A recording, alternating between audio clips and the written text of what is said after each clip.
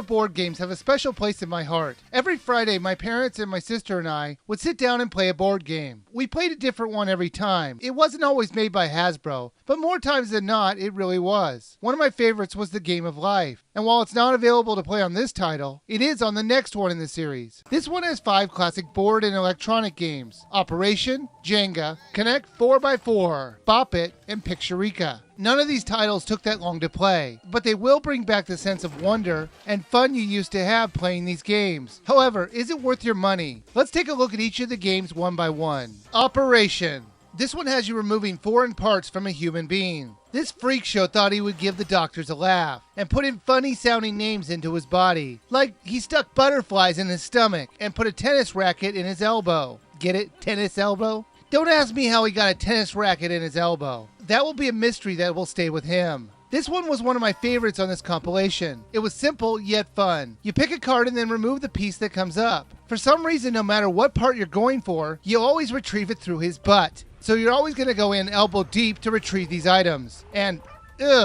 wow, buddy. I think you have some other major problems. Look at all those lesions and boils.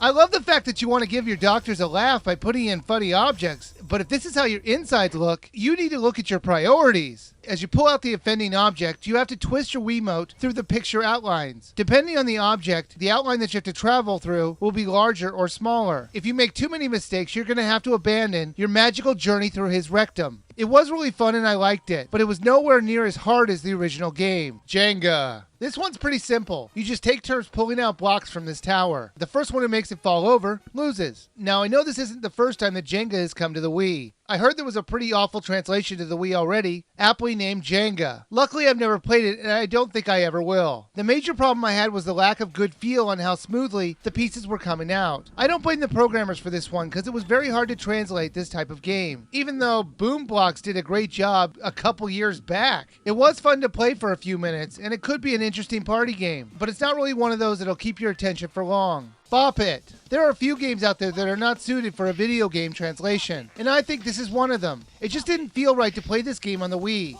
It was really something that you needed to hold in your hand to do the movements. The object of this game is easy. You just keep making the movements they told you to do on the screen until you screw up. Sure, some of the moves could be done, but a lot of them had you do special movements with the Wiimote, and it just wasn't natural to do them. Plus, I think the motion controls were a bit broken on this one. Even when I did a perfect motion like they wanted me to, it still didn't read it right all the time. So sometimes I got a bad score for no good reason at all. But at the very least, I have to give some props for them to at least attempt a faithful representation of the game. It was a bold idea to try and use the motion controls to recreate Bop It, but unfortunately, it just didn't work that well.